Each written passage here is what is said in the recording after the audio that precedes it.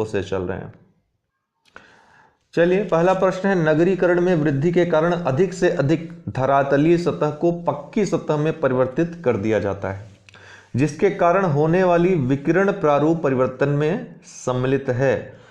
क्या? सतह का एल्बिडो बढ़ जाता है, सतह पर प्राप्त होने वाले सकल सूर्य तप की मात्रा बढ़ जाती है। सूर्य तप क्या है? जो सूर्य से प्राप्त होने वाली ऊष्मा, जो विकिरण होता है, उस ऊष्मा की मात्रा है जो पृथ्वी को प्राप्त होती है। और एल्बिडो क्या है दोस्तों? एल्बिडो वह गुण है, वह लक्षण है किसी भी सतह का जिस लक्षण के द्वारा किसी प्रकाश को या ऊर्जा को या ऊष्मा को वो परावर्तित करती है। तो ऊष्मा को परावर्तित करने की जो क्षमता होती है, विकिरण को परावर्तित करने की जो क्षमता होती है, उसी को हम एल्बिडो कहते हैं। ठीक है, एल्बिडो उसी को हम कहते हैं। अर्थात एल्बिडो जितना ज़्यादा होगा किसी सतह का, उतना ही ज़्यादा जो ऊष्मा होगी वो परावर्तित होगी। ठीक है, उतनी ज़्यादा ऊर्जा या विकिरण ऊष्मा वो परावर्तित होगी। तो आपको पता है कि पक्की सतह परिवर्तित करने के लिए उसमें सीमेंट, कंक्रीट आदि लगाया जाता है। तो कंक्रीट लगाने से क्या होगा? एल्बिडो क्या हो जाएगा? कम हो जाएगा। तो एल्बिडो कम होगा तो जो ऊष्मा होगी वो अवशोषित हो जाएगी, वो परावर्तन कम होगा, एल्बिडो कम हो जाएगा। तो एल्बिडो क्या हो जाता है? कम हो जाता है, बढ़ता नहीं है, तो ये गलत हो जाएगा। दूसरा, सतह पर प्राप्त होने वाले सकल सूर्यातप की मात्रा बढ़ जाती है। जब ऊष्मा अवशोषित होने लगेगी ज़्यादा, एल्बिडो कम हो जाएगा, तो परावर्तन कम होगा, तो अपने आप ताप की मात्रा बढ़ जाएगी। तो दूसरा ऑप्शन सही हो जाएगा। तो इन ऑप्शन में से केवल 2 सही है, केवल 2 सही है। आपने सुना होगा नगरीय ऊष्मा द्वीप। क्या? नगरीय ऊष्मा द्वीप। द्वीप क्या होता है दोस्तों? वैसे द्वीप का अर्थ जो होता है, जो ऐसा स्थलखंड जो चारों तरफ से समुद्र से घिरा हुआ हो, जो चारों तरफ से समुद्र से घिरा हुआ हो, वो द्वीप कहलाएगा। नदी द्वीप क्या होता है? जो चारों तरफ से नदियों से घिरा हुआ हो। वहीं नगरी द्वीप क्या होगा? नगरी द्वीप वो होता है, इसका मतलब है कि चारों तरफ जो भी इस नगरी द्वीप के बाहर की चीजें होंगी वो असमान होंगी, वो असमान होंगी। असमान मतलब क्या होंगी? वो ठंडी रहेंगी। ठीक है, ऊष्मा यहाँ पर ज़्यादा रहेगी। ये ऊष्मा जो ज़्यादा रहती है उसका कारण यही रहता है कि नगर में जो भवन रहते हैं वो जब कंक्रीट या अन्य जो पदार्थों के बनाए जाते हैं, उनसे क्या होता है कि एल्बिडो कम हो जाता है। जब एल्बिडो कम हो जाएगा तो ऊष्मा ज़्यादा अवशोषित होगी, परावर्तित कम होगी, और इससे क्या होगा? टोटल जो शहर का तापमान होता है बढ़ जाता है आसपास के तापमान की अपेक्षा। तो आसपास तापमान कम हो जाता है और शहर का तापमान बढ़ जाता है। तो इसी को क्या कहते हैं? हम नगरीय ऊष्मा द्वीप कहते हैं। अगला, भारत की लाल मृदा के संदर्भ में कौन से कथन सत्य है या हैं?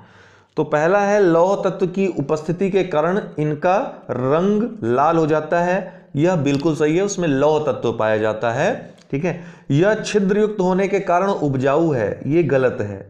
ठीक है, छिद्र युक्त तो होता है, छिद्र युक्त होने के कारण उपजाऊ नहीं होता है। छिद्र युक्त होता है तो इसकी जल धारण क्षमता बहुत कम हो जाती है, जिसके कारण कि यह उपजाऊ नहीं रह जाता है। तीसरा क्या है? इसमें लोहा, चूना तथा नाइट्रोजन पर्याप्त मात्रा में पाया जाता है, यह भी गलत है। इसमें नाइट्रोजन नहीं पाया जाता है दोस्तों। लोहा तो पाया जाता है, चूने की भी थोड़ी बहुत मात्रा रहती है, लेकिन नाइट्रोजन बिल्कुल नहीं पाया जाता। और नाइट्रोजन न पाए जाने के कारण यह अनुपजाऊ मिट्टी होती है। तो इसका केवल पहला ही सही है, बी इसका उत्तर हो जाएगा। ठीक है, निम्नलिखित में से कौन सी मृदा संरक्षण की जैविक विधियां हैं? तो मृदा संरक्षण की जैविक विधियां ये तीनों ही दोस्तों हैं। ठीक है, तीनों ही हैं, तीनों सही होगा। देखिए, मृदा संरक्षण की 2 विधियां अपनाई जाती हैं। 2 विधियां मृदा संरक्षण की हैं, एक जैविक है और एक यांत्रिक है। जैविक विधि जो है डायरेक्ट प्रत्यक्ष रूप से कार्य करती है। यांत्रिक जो विधि है वो जैविक विधि को ही प्रेरित करने का काम करती है। जैविक विधि अच्छे से मृदा संरक्षण कर पाए और अच्छे से कर पाए, इसके लिए यांत्रिक विधि अपनाई जाती है। जैविक विधियों में वनारोपण आता है, कंटूर कृषि या समोच्च रेखी कृषि आती है। समोच्च रेखी कृषि क्या होती है? इस तरह की संरचना बना दी जाती है, ठीक है, इस तरह से जोत बना दिए जाते हैं कि यहां बीच में जल संरक्षित, मृदा जल संरक्षित रहे, जिसके कारण कि मृदा में जो जैविक पदार्थ हैं वो संरक्षित रहे और जल को भी साथ साथ संरक्षित किया जा सके। इसके अलावा मल्चिंग विधि हो गई और सस्यावर्तन हो गया। मल्चिंग, सस्यावर्तन में क्या करते हैं? दो असमान गुणों वाले पौधों को एक साथ लगाते हैं और दोनों एक दूसरे को लाभ पहुंचाते हैं। तो इस तरह से क्या होता है, एक से मृदा का जो जैविक पदार्थ है उसमें वृद्धि होती है, मृदा में जो उत्पादकता है, उपजाऊपन है वो बना रहता है, और दूसरा हमको उत्पादन भी प्राप्त होता है। इसके अलावा ले कृषि भी जैविक कृषि है। ले कृषि में क्या करते हैं कि जैसे घास है, घास के बाद अनाज लगा दिया, इधर अनाज लगा दिया, फिर घास, फिर अनाज। तो इस तरह से भी जल को संरक्षित रखने का प्रयास किया जाता है और मृदा को कम से कम जल के द्वारा हानि हो, मृदा का कम से कम अपरदन हो, यह प्रयास किया जाता है। इसी तरह मल्चिंग विधि में क्या किया जाता है? मल्चिंग विधि में जो विभिन्न फसल हैं, फसलों के कुछ भाग को या ठूंठ को छोड़ दिया जाता है खेतों में, ठीक है, छोड़ दिया जाता है, जिससे क्या होता है, वर्षा जल या आदि प्रभावों से जो मृदा है वो उसका क्षरण न होने पाए, मृदा का अपरदन न होने पाए, इसके लिए मल्चिंग विधि अपनाई जाती है। इसके अलावा यांत्रिक विधि में क्या आता है दोस्तों? यांत्रिक विधि में जैसे कुंड निर्माण हो गया, इस तरह के ढलान में लास्ट में कुंड का निर्माण कर दिया जाता है, जिससे जल बहने नहीं पाता और जल यहाँ पे संरक्षित रहता है, ठीक है, और जैविक पदार्थ भी इस तरह से संरक्षित रहते हैं। ये हो गया। इसके अलावा सीढ़ीदार जलमार्ग जो बनाए जाते हैं उसमें भी कंट्रोल किया जाता है, जल के बहाव में मृदा के बहाव को कंट्रोल किया जाता है। सीढ़ीदार मेड़ बनाए जाते हैं, इसी तरह से सीढ़ीदार खेत बनाए जाते हैं। तो ये सभी क्या है? यांत्रिक विधियां हैं। तो जैविक विधियां, यांत्रिक विधियां, समझ में आ गया होगा आपको तीनों इसमें। अगला प्रश्न है, स्वर्णिम त्रिभुज के अंतर्गत कौन कौन से देश आते हैं? तो स्वर्णिम त्रिभुज क्या है दोस्तों? आपको मैं स्वर्णिम त्रिभुज और स्वर्णिम अर्धचंद्र जो है उसके बारे में बता देता हूं।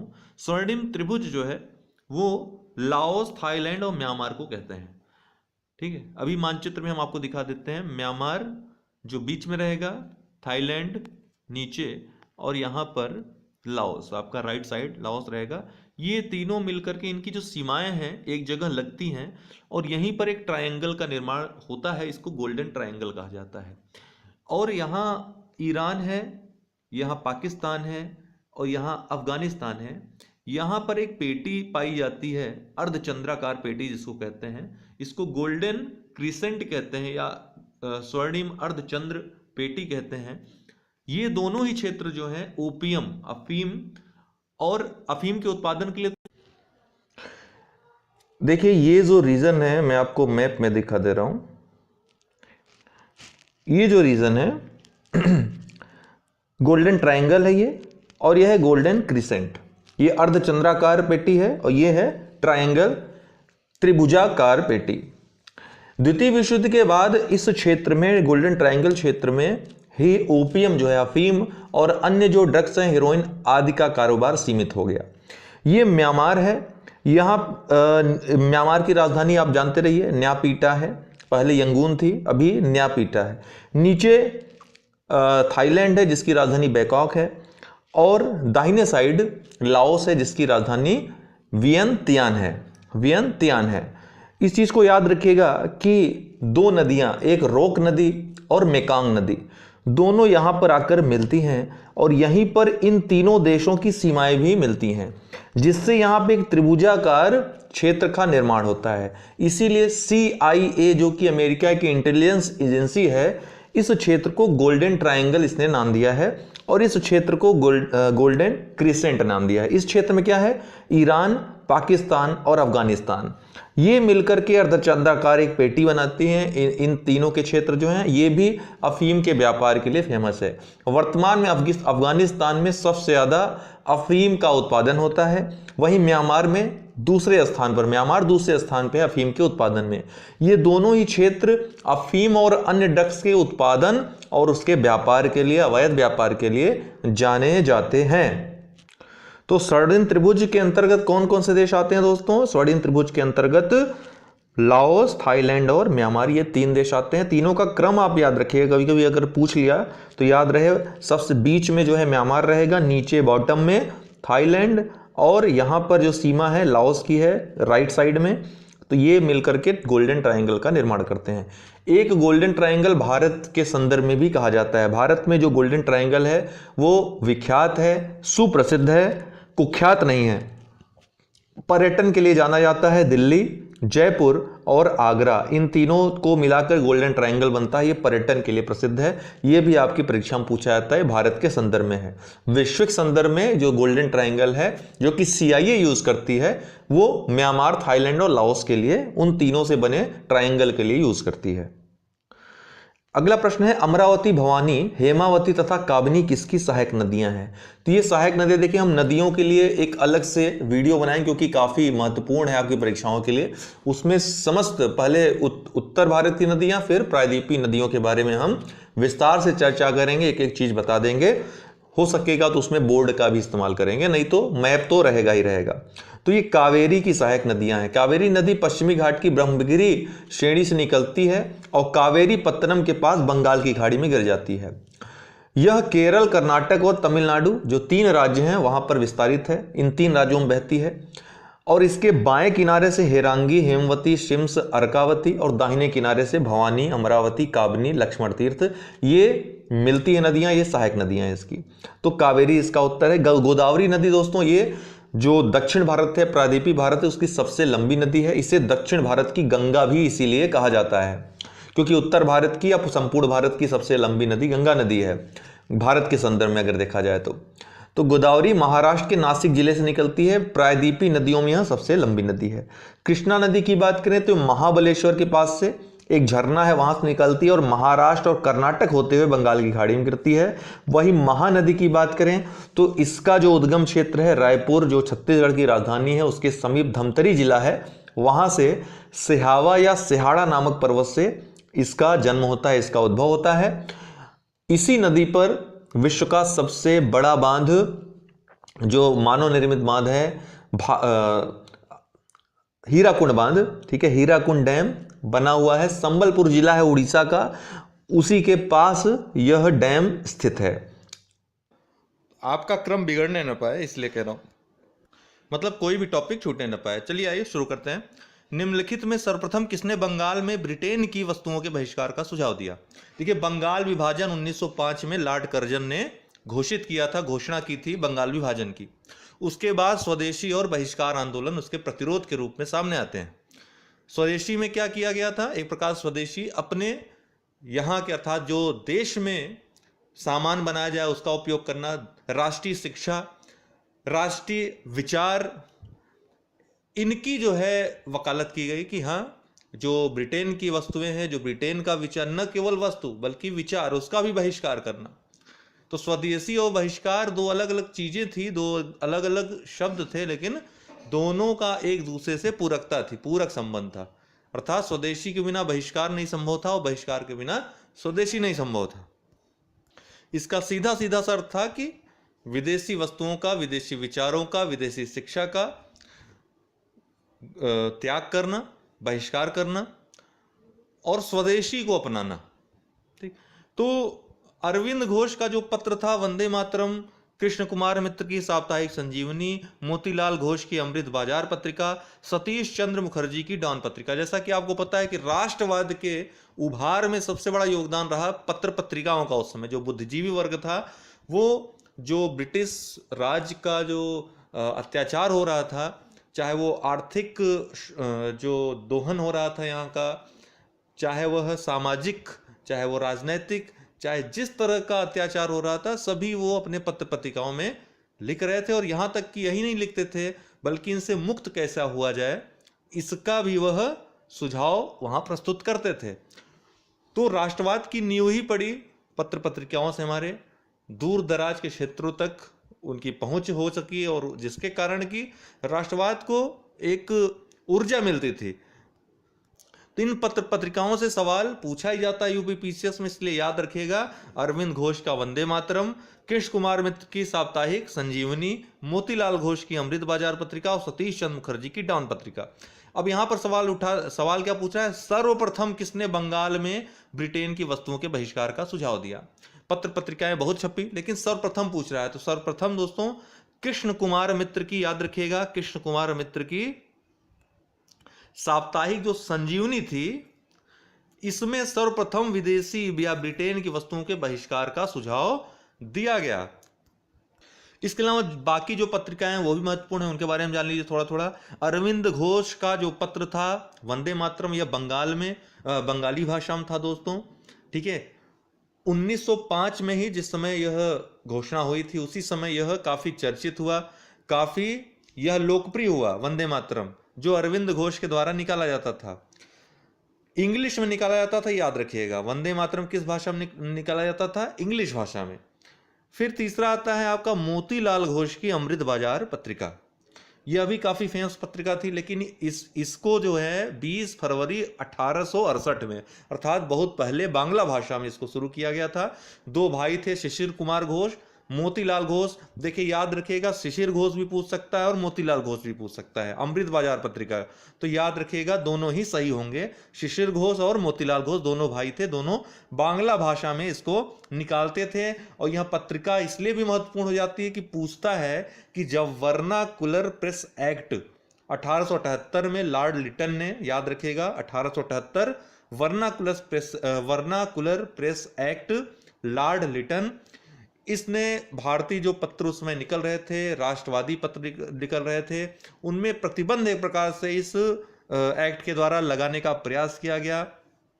तो यह एक ऐसा साप्ताहिक, ये ऐसा पत्रिका थी अमृत बाजार, जिसने रातों रात इस एक्ट के जो प्रावधान से उससे बचने के लिए रातों रात पहले बांग्ला भाषा में छपती थी, लेकिन जैसे ही ये कानून लागू हुआ अंग्रेजी भाषा में निकालना शुरू कर दिया। अमृत बाजार पत्रिका, याद रखिएगा। अगला है सतीश चंद्र मुखर्जी की डॉन पत्रिका। देखिए डॉन जो है ये सोसाइटी थी, एक डॉन सोसाइटी, इसको सतीश चंद्र मुखर्जी ने इसका निर्माण, इसकी स्थापना की थी 1902 में कलकत्ता में। इसका मुख्य कारण दोस्तों समाज सेवा था, और यह इसलिए भी महत्वपूर्ण हो जाता है डॉन सोसाइटी क्योंकि राजेंद्र प्रसाद जो हमारे प्रथम राष्ट्रपति हुए भारत के, वो इस सोसाइटी से बहुत ही प्रभावित थे। इस सोसाइटी का उनके ऊपर काफी प्रभाव पड़ा था, कई जगह इन्होंने जिक्र भी किया, इसलिए महत्वपूर्ण है। तो चारों के बारे में हो गया। दूसरा प्रश्न है, निम्न में से कौन सा कथन सत्य नहीं है। अलाउद्दीन मतलब अलाउद्दीन खिलजी वंश का था। देखिए एक चीज याद रखिएगा, आपको एक ट्रिक बता रहा हूं जो ये पूछता है यूपीपीसीएस में, अक्सर क्रम पूछ लेता है कि कौन सा वंश सबसे पहले रहा, कौन सा वंश तीसरे, दूसरे, चौथे नंबर पे। तो याद रखिएगा GKTSL, इस क्रम को याद रखिएगा, GKTSL, ठीक है ना। गुलाम वंश, खिलजी वंश, तुगलक वंश, सैयद वंश और लास्ट में लोदी वंश। जो दिल्ली सल्तनत के जो राजवंश थे, GKTSL, GK मतलब आप जानते हैं जनरल नॉलेज, TSL याद रखिएगा। जी से गुलाम वंश सबसे पहले, फिर खिलजी वंश, फिर तुगलक वंश, सैयद वंश और लोदी वंश। इस ढंग से याद रखिएगा, याद रहेगा क्रम संस्थापकों का भी। तो यहां पूछ रहा है अलाउद्दीन खिलजी ने अस्थायी केंद्रीय सेना का गठन किया। इनमें से यह पूछ रहा है कि कौन सा सत्य नहीं है। तो यह तो पहला ही गलत हो गया, क्योंकि उसने सबसे पहले स्थायी केंद्रीय सेना का गठन किया था। सबसे पहले स्थायी केंद्रीय सेना का गठन अलाउद्दीन खिलजी ने किया था। अलाउद्दीन खिलजी के जो सैन्य शासन या शासन था कह लीजिए, उसका मूल आधार ही सेना था। उसने बहुत चीजें बदली थी, हुलिया प्रथा, घोड़े को दागने की प्रथा, जो बाद के जो महान शासक हुए, चाहे शेर शाह सूरी हो, चाहे अकबर हो, उन्होंने भी घोड़ा को दागने की प्रथा और हुलिया प्रथा इसकी जो है लागू की थी, अलाउद्दीन खिलजी ने जो लागू की थी, ठीक है। तो इसलिए महत्वपूर्ण है, बाद में पूछता भी है कि किन किन राजाओं ने घोड़ा दागने की प्रथा और हुलिया प्रथा अपने यहाँ लागू की सैन्य शासन में। तो शेर शाह सूरी, अकबर भी उसमें शामिल थे। तो पहला ही गलत हो गया, उसने स्थायी केंद्रीय सेना का गठन किया था, अस्थायी केंद्रीय सेना का गठन नहीं किया था। पहला ही इसका आपका उत्तर हो जाएगा, बाकी तीनों सही है। अलाउद्दीन ने सैनिकों को नगद वेतन देने की प्रथा लागू की, तो पूछेगा नगद सैनिकों को नगद वेतन देने की प्रथा किसने लागू की, तो अलाउद्दीन खिलजी ने। अलाउद्दीन ने दाग व हुलिया प्रथा चलाई, घोड़े को दागने की प्रथा और हुलिया प्रथा किसने चलाई, तो अलाउद्दीन खिलजी ने चलाई। अंतिम अलाउद्दीन ने एक नए विभाग दीवाने मुस्तक राज का गठन किया, बिल्कुल सही है, दीवाने मुस्तक राज का उसने गठन किया। लगान और कर वसूली के दोष को समाप्त करने हेतु, किस लिए किया था, लगान और कर वसूली में जो दोष थे उनको समाप्त करने हेतु अलाउद्दीन खिलजी ने मुस्तक राज, दीवाने मुस्तक राज विभाग नामक विभाग की स्थापना की। इसके अलावा इस दो प्रकार के नए कर इसने अधिरोपित किए, कौन कौन से, घरी कर और चरी कर। यह भी पूछता है घरी कर और चरी कर किसने अधिरोपित किया, तो अलाउद्दीन खिलजी ने। इसका शासनकाल दोस्तों 1296 ईस्वी से 1316 ईस्वी तक रहा। इसका जो संस्थापक था दोस्तों जलालुद्दीन खिलजी था, इसका चाचा था वह, जिसकी ये हत्या कर देता है। आप लोगों ने मूवी में देखा होगा जो पद्मावत आई थी, तो उसमें आपने देखा होगा उसने अपने चाचा का जो है वध कर दिया था, मार दिया था उनको सत्ता हथियाने के लिए।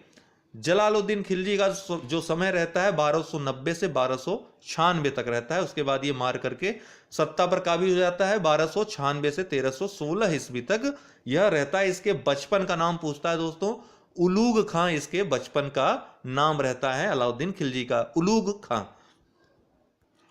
आगे बढ़ते हैं, अगला प्रश्न है संगम युग। देखिए संगम युग अपने आप में बहुत महत्वपूर्ण है, प्रश्न यहां से बनते हैं सभी प्रतियोगी परीक्षाओं में। तो संगम युग के बारे में एक अलग से वीडियो में बनाऊंगा, जो डिटेल वीडियो होगा उसमें देख लीजिएगा। यहां पे जो महत्वपूर्ण बातें हैं वो मैं आपको बता देता हूं। तो संगम युग का कौन सा ग्रंथ बौद्ध धर्म से संबंधित है। देखिए दोस्तों सबसे पहले संगम युग होता है क्या जान लीजिए। देखिए संगम नाम जो पड़ा है, संगम मतलब कई लोग मिल जाएं आकर, जैसे गंगा यमुना का संगम, दो नदियों का संगम, कई लोग मिलकर गोष्ठी करें उसको संगम। तो यहां पर क्या होता था, एक प्रकार से सेंसर बोर्ड बैठता था। अगर कोई साहित्य हमको छपवाना है, उसको प्रकाशित करवाना है, तो एक गोष्ठी होती थी, संगम होता था, वहां पर बहस होती थी उस पर, और वहां से जब पारित हो जाता था कि हाँ अब आप इसको संकलित कर सकते हो, इसका संपादन कर सकते हो, तब जाकर के कोई साहित्य वहां से निकलता था। तो दक्षिण भारत में एक कालखंड रहता है पहली शताब्दी से तीसरी शताब्दी तक, अर्थात 100 ईस्वी से लगभग 250 ईस्वी तक। इस समय को संगम युग के नाम से जाना जाता है, ठीक है ना। और संगम साहित्य या इस समय जो साहित्य यहां से पारित हुए उनको संगम साहित्य के नाम से जाना जाता है, जो तमिल और इस समय जो साहित्य लिखे गए उनको संगम साहित्य के नाम से जाना जाता है, जो कि तमिल भाषा में मुख्यतः लिखे गए थे।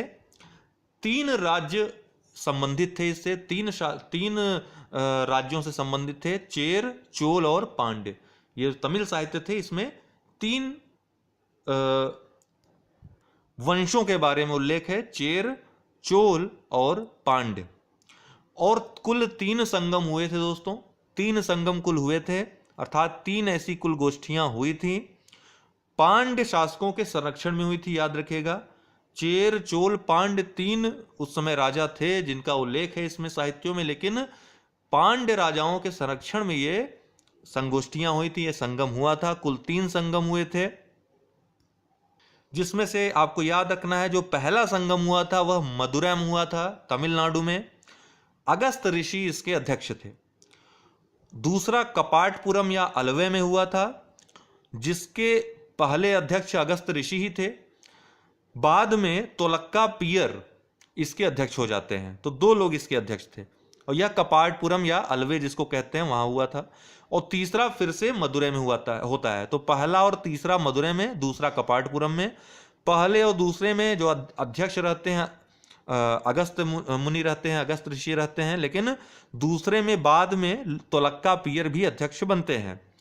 तीसरा वाला जो मदुरै में होता है, तीसरा संगम, वो उसके अध्यक्ष नक्कीर रहते हैं। देखिए एक चीज और याद रखिएगा, जो पहला संगम था उसमें कोई भी साहित्य उपलब्ध नहीं है। पहले संगम का कोई भी साहित्य मौजूद या उपलब्ध नहीं है। दूसरे संगम का एकमात्र साहित्य उपलब्ध है, वह है तोलक्कापियम। जो इसके अध्यक्ष थे तोलक्कापियर, उन्हीं का एक ग्रंथ है तोलक्कापियम। यह केवल यही काव्य उपस्थित है। और तीसरे अगर की बात करें तीसरे संगम की, तो ढेर सारे साहित्य इसके उपलब्ध हैं, लेकिन मुख्यतः तीन का नाम प्रमुख है और यही तीनों, इन्हीं तीनों का महत्व भी है। क्या क्या? सिलप्पादिकारम, मणिमेखले और जीवक चिंतामणि। सिलप्पादिकारम, मणिमेखले, जीवक चिंतामणि बहुत इंटरेस्टिंग इनकी कहानी है, एक दूसरे से जुड़े हुए हैं। ये हम आपको पूरी कहानी सहित डिटेल में संगम युग जब पढ़ाएंगे तो बताएंगे। फिलहाल अभी यहां पर फिर से लौट आते हैं। संगम युग का कौन सा ग्रंथ बौद्ध ग्रंथ से संबंधित है? तो दोस्तों मणिमेखलई। मणिमेखलई यह बौद्ध धर्म से संबंधित है। तो मणिमेखले संगम युग के बौद्ध ग्रंथ से संबंधित, जिसके लेखक कौन थे? बौद्ध अन्न व्यापारी शीतलय सत्तनार। शीतलय सत्तनार। और इसे बौद्ध पुस्तक इसीलिए माना जाता है। और इसकी कथा दोस्तों वहां से आरंभ होती है जहां से सिलप्पादिकारम की कथा समाप्त हो जाती है। इसलिए हम यहां पर कथाएं न बताते हुए यहीं पर आपको इतने पे ही रोकते हैं। बहुत इंटरेस्टिंग कहानी है, बाद में इसके बारे में हम चर्चा करेंगे। ठीक है, आगे बढ़ते हैं। निम्नलिखित में से किस पत्र ने सती प्रथा के उन्मूलन के विरुद्ध तीव्र अभियान संचालित किया? ऑप्शन है संवाद कौमुदी, बंगदूत, समाचार दर्पण और समाचार चंद्रिका। जैसा कि आपको मालूम है, आप हर कोई जानता होगा संवाद कौमुदी, तो लेकिन यही नहीं याद रखना है कौन निकालता था, कौन प्रकाशित करता था। तो संवाद कौमुदी को यह बंगाली साप्ताहिक था। सबसे पहली बात तो यह भी पूछा है कई बार कि साप्ताहिक था कि मंथली था, मासिक था, या फिर रोजाना वाला था, दैनिक था। तो यह साप्ताहिक पत्र था संवाद कौमुदी, और यह किसी भारतीय द्वारा प्रकाशित पहला समाचार पत्र भी था। 1821 में इसको प्रकाशित किया गया था। तो किसी भारतीय द्वारा प्रकाशित पहला समाचार पत्र संवाद कौमुदी था। ठीक है, इसके बाद राजा राममोहन राय की एक महत्वपूर्ण पत्रिका और थी, याद रखिएगा, मिरातुल अखबार। 1822 ईस्वी में उन्होंने उसको संपादित। तो क्रम भी याद रखिएगा, संवाद कौमुदी 1821, फिर 1822 में मिरातुल अखबार। इन्हीं कोशिशों के कारण राजा राममोहन राय को राष्ट्रीय प्रेस का जन्मदाता कहा जाता है। किसे राष्ट्रीय प्रेस का जन्मदाता कहा जाता है? राजा राममोहन राय को। देखिए, बंगदूत भी राजा राममोहन राय की ही रचना थी। बी जो ऑप्शन है, बंगदूत भी राजा राममोहन राय की ही का ही साप्ताहिक था। यह कलकत्ता से छपता था, और सबसे महत्वपूर्ण बात है कि इसको 4 भाषाओं में छापा जाता था, बंगाली, हिंदी, उर्दू और बनारसी। बंगाली, हिंदी, उर्दू और बनारसी साप्ताहिक था, बंगाली साप्ताहिक। 1829 से इसको कलकत्ता से संपादित किया राजा राममोहन राय ने 4 भाषाओं में।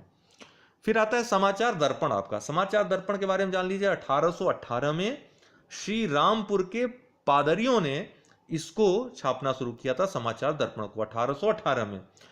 और समाचार चंद्रिका यह 1822 में छपना स्टार्ट हुआ। इसका संपादन भवानी चरण बंदोपाध्याय ने किया था, जो कि पहले संवाद कौमुदी से जुड़े हुए थे। वो पहले जो भवानी चरण बंदोपाध्याय थे, पहले संवाद कौमुदी से जुड़े हुए थे। बाद में इनकी खटपट हुई थी, अनबन हो गई थी राजा राममोहन राय से। तो बाद में इन्होंने समाचार चंद्रिका नामक नई पत्रिका का संपादन इन्होंने शुरू कर दिया था। इसके अलावा कुछ महत्वपूर्ण बात, जैसे भारत का पहला समाचार पत्र यदि पूछ लिया जाए, भारत का पहला समाचार पत्र, तो बंगाल गजट 1780 ईस्वी में जेम्स ऑगस्टस हिक्की ने स्टार्ट किया था, भारत का पहला समाचार पत्र। वहीं पूछा जाए कि भारतीय भाषा में निकला हुआ पहला समाचार पत्र, तो समाचार दर्शन, यह 1818 में कैरे और मार्शमैन इन्होंने निकाला था। भारतीय भाषा में निकाला गया पहला समाचार पत्र था समाचार दर्शन। इतनी चीजें याद रखिए, इतना ढेर सारा आपको फैक्ट इस क्वेश्चन में मिल गया। जो बचेगा बाद में क्वेश्चन होते रहेंगे, वो जो छूटा छाटा रहेगा सब होता जाएगा, कुछ बचेगा नहीं कोई मिला करके। कहने का अर्थ यह है, निम्न में से कौन सा कथन असत्य है? निम्न में से कौन सा कथन गलत है या असत्य है? पहला है, बृहदारण्यक उपनिषद में याज्ञवल्क्य गार्गी का प्रसिद्ध संवाद है। सही है, बिल्कुल सही है, हमने आपको बताया हुआ था पिछले वीडियो में। दूसरा है तैत्तिरीय उपनिषद में अधिक अन्न उपजाऊ का वर्णन है, यह भी बिल्कुल सही है। पिछला वीडियो आप देखिएगा, हमने सब बताया किसमें क्या है, कठोर और कौन किसका उपनिषद है ये भी बताया है। कठोपनिषद में यम और नचिकेता के प्रसिद्ध संवाद का वर्णन है, यह भी बिल्कुल सही है। तो जो दोस्तों मैं एक वीडियो में बता दूंगा, बार बार उसको एक्सप्लेन नहीं करूंगा क्योंकि इससे समय जाया होगा। तो आप, इसीलिए मैं कहता हूं सर सभी वीडियो देखते रहिए, जहां पे हमने ज्यादा एक्सप्लेन कर दिया उसके बाद अगर उससे संबंधित कोई प्रश्न आता है तो उसको मैं उतना एक्सप्लेन नहीं करूंगा, जो चीजें छूटी हैं वही मैं बताऊंगा। जैसे ये आ गया, डी कृष्ण यजुर्वेद के ब्राह्मण ग्रंथ का नाम शतपथ ब्राह्मण है, और यही गलत है दोस्तों, यही गलत है, बाकी तीनों सही हैं। एक बार देख लीजिए ध्यान से, याद रखिएगा। बृहदारण्य पूछेगा, याज्ञवल्क्य गार्गी का प्रसिद्ध संवाद किसमें है, तो बृहदारण्य उपनिषद में है। कहां पर किस उपनिषद में अधिक अन्न उपजाऊ का वर्णन है, तो तैत्तिरीय उपनिषद में। फिर है यम और नचिकेता के प्रसिद्ध संवाद का वर्णन किसमें है, तो कठोपनिषद में है। कृष्ण यजुर्वेद के ब्राह्मण ग्रंथ का नाम शतपथ ब्राह्मण, ये गलत है। देखिए, कृष्ण यजुर्वेद और शुक्ल यजुर्वेद, यजुर्वेद के दो भाग हैं, शुक्ल यजुर्वेद और कृष्ण यजुर्वेद। यजुर्वेद दोस्तों जैसा कि आप जानते हैं एकमात्र ऐसा वेद है जो गद्य और पद्य दोनों में है, बाकी सभी वेद मात्र पद्य में पाए जाते हैं, लेकिन यहाँ पे यजुर्वेद में गद्य और पद्य दोनों में पाया जाता है।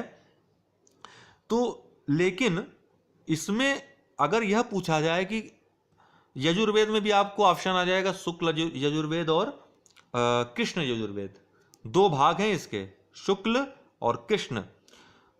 देखिए, इन दोनों शाखाओं में जो शुक्ल यजुर्वेद की शाखा है वह सिर्फ पद्य में है जैसे कि अन्य वेद हैं, लेकिन जो कृष्ण यजुर्वेद की शाखा है दोस्तों वह गद्य और पद्य दोनों में है। तो यह आपको याद रखना है, शुक्ल यजुर्वेद यह उत्तर भारत में प्रचलित है, कृष्ण यजुर्वेद यह दक्षिण भारत में प्रचलित है। कृष्ण यजुर्वेद गद्य और पद्य दोनों में है।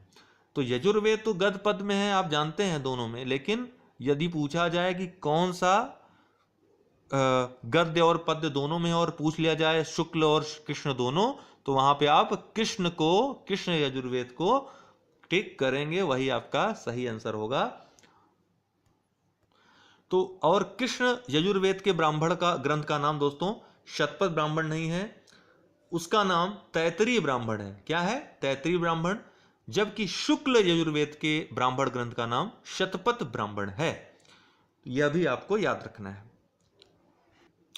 निम्नलिखित में से किसने INA के कैदियों के पक्ष में चलने वाले जो लाल किले के मुकदमे के नाम से फेमस है, उस मुकदमे की पैरवी की? INA इंडियन नेशनल आर्मी, उनके जो कैदी थे उनके पक्ष में चलने वाले लाल किले के फेमस जो प्रसिद्ध मुकदमा था उसकी पैरवी इनमें से किसने की थी? तो चारों ही इसका उत्तर होगा। आसफ अली, भूला भाई देसाई, जवाहरलाल नेहरू, तेज बहादुर सप्रू, इन चारों ने ही पैरवी की थी। 1945 में यह मुकदमा चला था, क्रम यह इसलिए सन याद रखिएगा, महत्वपूर्ण है। 1945 ईस्वी में ब्रिटिश सरकार द्वारा INA के सैनिकों एवं अधिकारियों के विरुद्ध लाल किले में मुकदमा चलाया गया। इस मुकदमे के मुख्य अभियुक्त जो थे दोस्तों याद रखिएगा, प्रेम सहगल, गुरदयाल सिंह ढिल्लो और शाहनवाज खान। यह भी पूछता है इसलिए मैं बता रहा हूं, याद रखेगा, प्रेम सहगल, गुरदयाल सिंह ढिल्लो, शाहनवाज खान। इन पर सरकार की तरफ से राजद्रोह का आरोप लगाया गया। इस मुकदमे की भारत में बड़ी तीव्र प्रतिक्रिया हुई तथा भारत के नामी वकीलों ने मिलकर एक बचाव समिति का गठन किया। इस समिति का नेतृत्व जो कर रहे थे भूला भाई देसाई कर रहे थे, और इस समिति में अन्य जो वकील थे उसमें तेज बहादुर सप्रू, जवाहरलाल नेहरू, कैलाश नाथ काटजू, अरुणा आसफ अली, यहां पर आसफ अली दिया है, आसफ अली भी लिख देता है, अरुणा आसफ अली, ये सभी वकील थे इस समिति के, बचाव समिति के। ठीक है, यह एक ऐसा मुकदमा था दोस्तों, महत्वपूर्ण मुकदमा, जिसमें जो जवाहरलाल नेहरू थे उन्होंने 30 वर्ष बाद फिर से वकील या बैरिस्टर की पोशाक पहनी थी। तो यह ऐसा महत्वपूर्ण मुकदमा था। इसमें अंत में क्या हुआ, लोगों ने, जो समिति के लोग थे, उन्होंने बहुत ही अच्छे तर्क दिए, लेकिन फिर भी जो जज थे उन्होंने इन तीनों को, जो हमने आपको नाम बोला, मृत्युदंड की सजा सुना दी। लेकिन भारत में इसका बहुत ही घोर विरोध हुआ, जबरदस्त प्रतिक्रिया देखने को मिली। इसी में वो नारे लगाए गए, लाल किले को तोड़ दो, आजाद हिंद फौज को छोड़ दो। तब जो तत्काल वायसराय लॉर्ड वेवेल थे, उन्होंने अपने विशेषाधिकार का प्रयोग किया और जो मृत्युदंड दिया गया था उसको आजीवन कारावास में बदल दिया। तो ये थी पूरी कहानी इसकी। अगला प्रश्न, अगला मिलान करने को है, विभिन्न लोग हैं और किस षड्यंत्र से या किस कांड से जुड़े हुए हैं। तो प्रफुल्ल चाकी और खुदीराम बोस, ये दोनों ही दोस्तों मुजफ्फरपुर बम कांड से जुड़े हुए हैं। 1908 में जो हुआ था, इसमें हुआ क्या था कि बंगाल विभाजन के बाद जो विद्रोह हो रहा था कलकत्ता या बंगाल में, तो वहाँ पे कलकत्ता का जो मजिस्ट्रेट था, किंग्सफोर्ड उसका नाम था, उसने जो लोग पकड़े जाते थे बंगाल विभाजन में, जिन लोगों को गिरफ्तार किया जाता था, उनको बहुत ही यातना वाला जो है यह सजा देता था। बहुत ज़्यादा इसने अत्याचार किए थे, ऐसे ऐसे इसने निर्णय दिए थे।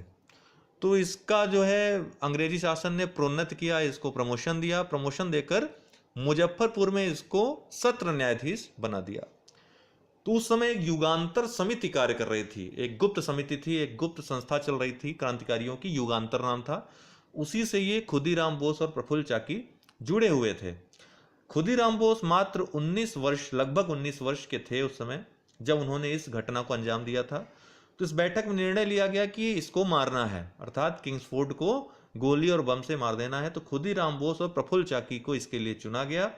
ये लोग गए, इन्होंने अच्छे से पहले पहचान लिया कि कौन सी बग्घी है, किस बग्घी से किंग्सफोर्ड निकलता है। यहाँ तक कि खुदीराम बोस स्वयं उसके कार्यालय जाकर के उसको पहचान लिया। लेकिन रात का अंधेरा था, बग्घी आ रही थी, इन्होंने सोचा कि वही बग्घी है जो जिसमें किंग्सफोर्ड बैठता है, लेकिन वो बग्घी कोई दूसरी बग्घी थी, उसमें 2 ब्रिटिश महिलाएं रहती हैं। और खुदीराम बोस बम से हमला कर देते हैं और उन 2 महिलाओं की हत्या हो जाती है। अंग्रेज इनका पीछा करते हैं। जो प्रफुल्ल चाकी रहते हैं, ये खुद को गोली मार लेते हैं, पकड़े नहीं जाते हैं, मृत्यु हो जाती, शहीद हो जाते हैं। जबकि खुदीराम बोस को पकड़ लिया जाता है, इनको फांसी की सजा हो जाती है, फांसी चढ़ जाते हैं। ठीक है ना। तो ये था, इस घटना को मुजफ्फरपुर बम कांड के नाम से जाना जाता है। 1908 में घटना हुई थी और इसने पूरे विश्व में, यही नहीं ब्रिटेन में भी तहलका मचा दिया था। यह पहली ऐसी बड़ी घटना थी जिसने, और इसका प्रभाव उस न्यायाधीश पे भी, किंग्सफोर्ड पे भी पड़ा। उसने तुरंत नौकरी छोड़ दी, भाग गया यहाँ से। ठीक है ना। तो महत्व तो था इसका असर हुआ काफ़ी। इसके बाद में और भी घटनाएं देखी गई। हालांकि उस समय ऐसे लोगों को आतंकवादी कहकर पुकारा जाता था अंग्रेजों के द्वारा। फिलहाल ये आप जानते रहिए, इतनी चीज़ें फैक्ट से जितने भी रिलेटेड थे इस घटना से वो जान गए आप। दूसरा है सुखदेव। आप जानते हैं भगत सिंह, सुखदेव और राजगुरु लाहौर षड्यंत्र कांड में फांसी पे चढ़े थे। लाहौर षड्यंत्र कांड में इसमें क्या हुआ था, लाला लाजपत राय की मौत का बदला लेने के लिए जिन्होंने साइमन कमीशन का विरोध किया था, उन पर लाठीचार्ज हो गई थी, उनकी मृत्यु हो गई थी। उनका बदला लेने के लिए इन्होंने 1928-29 में क्या किया था, उस समय के जो जेम्स स्कॉट नाम था पुलिस अधीक्षक, उनको मारने का प्लान था इनका। ठीक है। उसमें चंद्रशेखर आजाद, भगत सिंह, सुखदेव, राजगुरु और शिवराम ये सभी सम्मिलित थे। लेकिन स्कॉट की जगह इन्होंने गलत पहचान कर ली। उसकी जगह पुलिस अधीक्षक जॉन सैंडर्स की हत्या इन्होंने कर दी, जिसको लाहौर षड्यंत्र केस के नाम से जाना जाता है, जिसमें भगत सिंह, सुखदेव और राजगुरु को फांसी की सजा दे दी जाती है। हालांकि बाद में उसमें जो है जेल में काफ़ी घटनाएं घटती हैं, इसके साथ और भी कहानियां जुड़ी हुई हैं, जिसका हम बाद में जब इन घटनाओं के बारे में विस्तार से पढ़ेंगे उसमें वर्णन करेंगे, या फिर और भी जो प्रश्न आते रहेंगे उसी अनुसार हम एक्सप्लेन करते रहेंगे। ठीक है ना। अगला है अशफाक उल्ला खां। अशफाक उल्ला खां, राम प्रसाद बिस्मिल, ये सब किससे जुड़े थे दोस्तों? काकोरी कांड से जुड़े हुए थे। काकोरी कांड भारतीय स्वतंत्रता संग्राम के क्रांतिकारियों द्वारा ब्रिटिश राज के विरुद्ध भयंकर युद्ध छेड़ने की खतरनाक मंशा के लिए हथियार खरीदने के लिए ब्रिटिश जो संपत्ति या ब्रिटिश खजाना था उसको लूटने का एक प्लान था। एक ऐतिहासिक घटना थी। 9 अगस्त 1925 को यह ऐतिहासिक घटना घटी थी और एक ट्रेन में जहां पर डकैती की गई थी, इसके लिए शाहजहांपुर में बैठक हुई थी। राम प्रसाद बिस्मिल ने बैठक की अध्यक्षता की थी। उसमें अंग्रेजी सरकार का जो खजाना लूटने की योजना बनाई गई थी। तो एक दल जिसके प्रमुख राजेंद्र नाथ लाहड़ी थे, 9 अगस्त 1925 को लखनऊ, उस समय जो जिला था, काकोरी रेलवे स्टेशन, लखनऊ से काकोरी रेलवे स्टेशन की तरफ छूटी। याद रखिएगा 8 down Saharanpur Lucknow passenger train उसका नाम था। उसकी चेन को खींच लिया किसने? राजेंद्र सिंह या राजेंद्र नाथ लाहड़ी ने। और पंडित राम प्रसाद बिस्मिल के नेतृत्व में अशफाक उल्ला खां, चंद्रशेखर आजाद व 6 अन्य सहयोगियों ने समूची ट्रेन पर धावा बोला और उसका खजाना लूट लिया।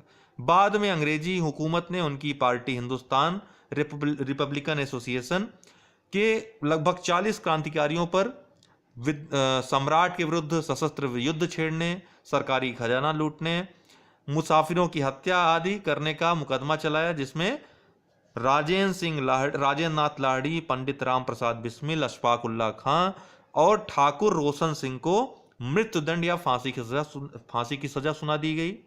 16 अन्य क्रांतिकारियों को कम से कम 4 वर्ष की सजा से लेकर के काला पानी या आजीवन कारावास तक का दंड दिया गया। यही काकोरी कांड था। अगला है मास्टर सूर्यसेन। मास्टर सूर्यसेन दोस्तों चटगांव आर्मरी रेड से संबंधित है। चटगांव कहाँ स्थित है? बंगाल में। वहां पर शस्त्रागार जो अंग्रेजों का रहता है उसको ये लोग लूट लेते हैं। इनके द्वारा जो आर्मी बनाई जाती है उसका नाम था इंडियन रिपब्लिकन आर्मी। सूर्यसेन की बहुत महत्वपूर्ण घटना थी। इसमें कुछ समय के लिए चटगांव से या बंगाल के जो चटगांव था शस्त्रागार लूट करके वहां से अंग्रेजी शासन का अंत कर दिया जाता है। तो एक बहुत प्रभावशाली घटना थी। इसके बाद अन्य घटनाएं इसी प्रकार की देखने को देश में मिलती हैं। काफी इसने हिम्मत जगा दी लोगों के अंदर कि ऐसा भी हो सकता है। तो इसका उत्तर जो होगा सी होगा 4 1 2 3 4 1 2 3 दोस्तों, ठीक है ना, सी इसका उत्तर होगा। अगला प्रश्न देखते हैं, निम्न घटनाओं का सही कालानुक्रम क्या है? तो निम्न घटनाओं का सही कालानुक्रम क्या होगा? पहला है लाहौर षड्यंत्र केस। लाहौर षड्यंत्र केस दोस्तों 1929 में हुआ था। भगत सिंह बटुकेश्वर दत्त की गिरफ्तारी हुई थी। SHRA के अनेक क्रांतिकारी भी इसमें गिरफ्तार किए गए थे और उन पर लाहौर षड्यंत्र केस में संयुक्त रूप से मुकदमा चलाया गया था। लाहौर षड्यंत्र केस में संयुक्त रूप से मुकदमा चलाया गया था। बाकी आप तो जानते हैं, हमने अभी जिक्र किया लाहौर षड्यंत्र केस का। फिर आपका वायकुम सत्याग्रह जो आता है 1924-25 ईस्वी में, यह एक प्रकार का गांधीवादी आंदोलन था। इसके डिमांड, इसकी मांगें लगभग वही गांधी जी की जो रहती थी उसी प्रकार की थी। उसी प्रकार का आंदोलन था, शांतिवादी आंदोलन था। 1924-25 ईस्वी में चलाया गया।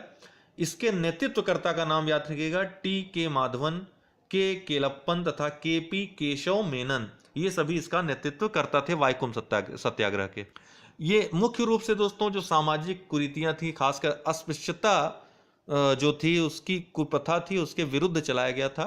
त्रावणकोर भी पूछ सकता है। त्रावणकोर में मुख्यतः यह चलाया गया था केरल में, ठीक है ना, इतना याद रखिएगा। फिर आपका काकोरी कांड आता है जिसका हमने अभी जिक्र भी किया। 9 अगस्त 1925 क्रांतिकारियों ने 9 अगस्त 1925 को लखनऊ के पास काकोरी नामक गांव में 8 डाउन मालगाड़ी को रोककर सरकारी खजाना लूट लिया। फिर नेहरू रिपोर्ट आपकी जो आती है 1928 ईस्वी में आता है। साइमन कमीशन का विरोध और बहिष्कार के पहले ही 1925 ईस्वी में भारत सचिव जो लॉर्ड बर्कनहेड थे, उन्होंने कांग्रेस नेताओं को संविधान का प्रारूप तैयार करने की चुनौती दी थी। उस चुनौती को स्वीकार भी कर लिया गया था नेहरू द्वारा और इसका प्रारूप मोतीलाल नेहरू द्वारा तैयार किया गया, जिसको नेहरू रिपोर्ट के नाम से जाना जाता है। 1928 ईस्वी में ये रिपोर्ट आई थी। इसकी जो मेन बातें हैं, जो हम नेहरू रिपोर्ट और जिन्ना के 14 जो सूत्र दिए गए थे वो सब पढ़ाएंगे, तो उसमें हम बताएंगे, या उससे संबंधित जो सवाल प्रमुख आएगा उसमें हम डिस्कस करेंगे। तो यहाँ पर इतना जान लीजिए। तो सही कालानुक्रम क्या होगा? सबसे पहले 1924-25 में जो आपका वाइकोम सत्याग्रह पहले नंबर पे, फिर काकोरी कांड 9 अगस्त 1925, फिर नेहरू रिपोर्ट 1928 और लास्ट में लाहौर षड्यंत्र केस 1929। तो डी 2, 3, 4, 1 ये इसका उत्तर हो जाएगा। अगला है, किस अधिनियम के तहत भारत में कंपनी के अधीन क्षेत्रों को सर्वप्रथम ब्रिटिश आधिपत्य क्षेत्र कहा गया? चलिए छोड़ते हैं इसको, काफी लंबा वीडियो हो जा रहा है, यह 2 प्रश्न छोड़ दे रहे हैं, इसको नेक्स्ट वाले एपिसोड में हम जोड़ेंगे। ठीक है, काफी लंबा वीडियो नहीं करना है, इतना बहुत हो गया। बहुत बहुत धन्यवाद।